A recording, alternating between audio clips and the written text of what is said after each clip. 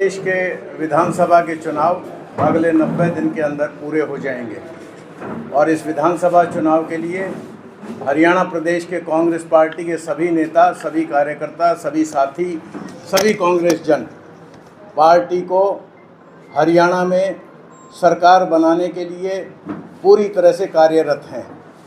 इसी सिलसिले में सभी नेता अलग अलग इलाकों में अपने प्रयास कर रहे हैं। जनसभाओं के माध्यम से, नुक्कड़ सभा के माध्यम से, यात्राओं के माध्यम से और बूथ स्तर के कार्यक्रम करके कार्यकर्ता सम्मेलन करते हैं। तो इसी कड़ी में नारनौंद में हमने 11 अगस्त के दिन सुबह 10 बजे हमारी अनाज मंडी में एक जनसभा का आयोजन हमने किया है, जिसकी मुख्य अतिथि कुमारी शैलजा जी, जो CWC की हमारी मेंबर हैं, सिरसा से सांसद हैं, हमारी बड़ी बहन है। और ये आयोजन 11 अगस्त के दिन सुबह 10 बजे हम कर रहे हैं। मैं आप लोगों के माध्यम से पूरे इलाके से और पूरे इलाके की जनता से निवेदन करना चाहूँगा कि ज़्यादा से ज़्यादा संख्या में इस आयोजन में आकर के आयोजन को सफल बनाएं, कांग्रेस पार्टी के हाथ मजबूत करें, कांग्रेस पार्टी को ऊर्जा देने का काम करें और पूरे प्रदेश को एक संकेत देने और संदेश देने का काम करें कि न केवल लोकसभा की जीत के बाद हम उत्साहित हैं, बल्कि हम दिन रात मेहनत करके और बेहतर परिणाम देने की स्थिति में हैं। और जब विधानसभा के चुनाव का नतीजा आएगा तो हरियाणा में हम 3/4 बहुमत के साथ हरियाणा में कांग्रेस की एक शानदार सरकार बनाने का काम करेंगे। यही संदेश देने के लिए हमने इस आयोजन का फैसला किया कि इस तरह की एक जनसभा का आयोजन किया जाए। और यह आयोजन, मुझे पूरा यकीन और भरोसा है कि पूरी तरह से सफल होकर के कांग्रेस को मजबूती प्रदान करेगा। शैलजा के अलावा कौन-कौन आ रहे हैं इस आयोजन में? शैलजा जी के अलावा चौधरी बीरेंद्र सिंह, चौधरी रणदीप सिंह सुरजेवाला, इन सबको भी मैंने न्योता भेजा है।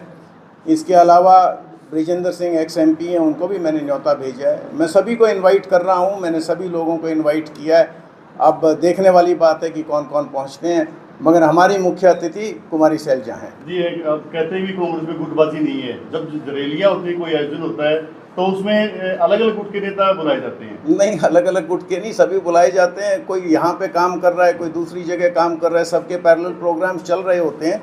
एंड क्योंकि सब सीनियर नेता हैं, इसलिए बड़ा मुश्किल होता है कि सबकी डेट इकट्ठी एक दिन कर पाएँ।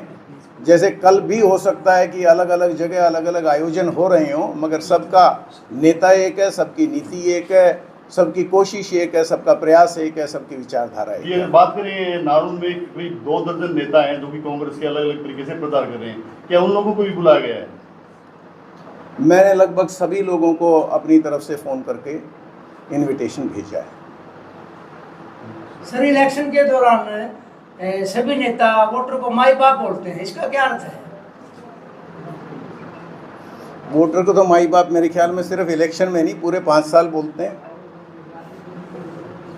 तो लोकतंत्र में वोटर ही, जनता के सहयोग से ही सत्ता मिलती है, जनता के सहयोग से ही सरकारें बनती हैं, जनता के सहयोग से ही काम होते हैं।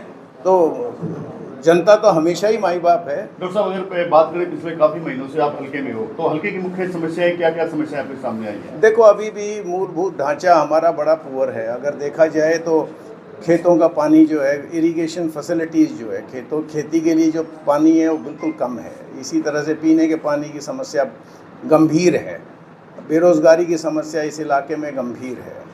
अगर आप देखो, कानून व्यवस्था बुरी हालत है। इस प्रकार की जो सुविधा हमें बहुत पहले मिल जानी चाहिए थी, स्टाफ की कमी है।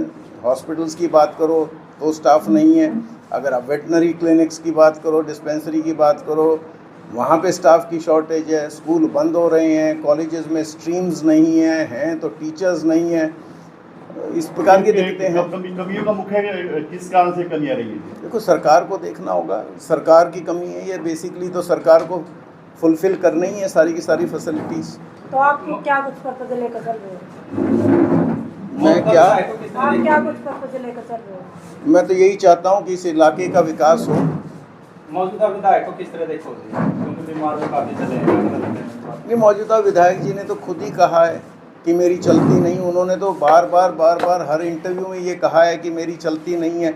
हालांकि वो हिस्सा रहे हैं 4.5 साल सरकार का, मगर उन्होंने स्वयं माना है कि मेरी चलती नहीं है और मैं कोई काम करने में फ़िलहाल इन परिस्थितियों में सक्षम नहीं हूँ। उन्होंने खुद विधायक बनने के बाद नारायण की हल्के के लोगों के लिए मुख्य दो प्रथम कार्य कौन से करोगे? बिजली और पानी की जो गंभीर समस्या, आज देखो हमारा रूरल इलाका है जिसमें खेती प्रधान है तकरीबन लोग। रूरल इलाके में सबसे ज़्यादा ज़रूरी चीज़ है कि किसान को भरपूर बिजली मिले और पूरा पानी मिले। एक काम तो जी। दूसरा, और बेरोजगारों के लिए जी, वो तो देखो स्टेट लेवल पे इस तरह की नीतियां बने कि बेरोजगारी की जो समस्या है उससे निजात मिले। सबसे बड़ा मुद्दा है जी बेरोजगारी का। बिल्कुल है। कांग्रेस की तरफ से और प्रत्याशी भी कोई मैदान में आने की इच्छुक है, तो किस तरह से डील करेंगे उन्हें, किस तरह से आगे आपकी रणनीति? बड़ी अच्छी बात है, कांग्रेस मजबूत पार्टी है, इसीलिए जो है बहुत लोग प्रयास कर रहे हैं। अच्छी बात है, वो भी कोशिश करें, वो भी प्रयास करें। कई लोग चुनाव के समय शामिल भी हो रहे हैं। पेटवाड़ से भी एक महिला नेत्री शामिल हुई है। जी, कैसे देखते हैं? स्वागत है, सभी का स्वागत है। जो भी व्यक्ति आकर के कांग्रेस पार्टी को मजबूत करेगा, हर व्यक्ति का, हर नेता का स्वागत है। पिछले 51 साल से इस हल्के में कांग्रेस पनपी नहीं है। कांग्रेस को मजबूत करने के लिए क्या काम करेंगे साहब?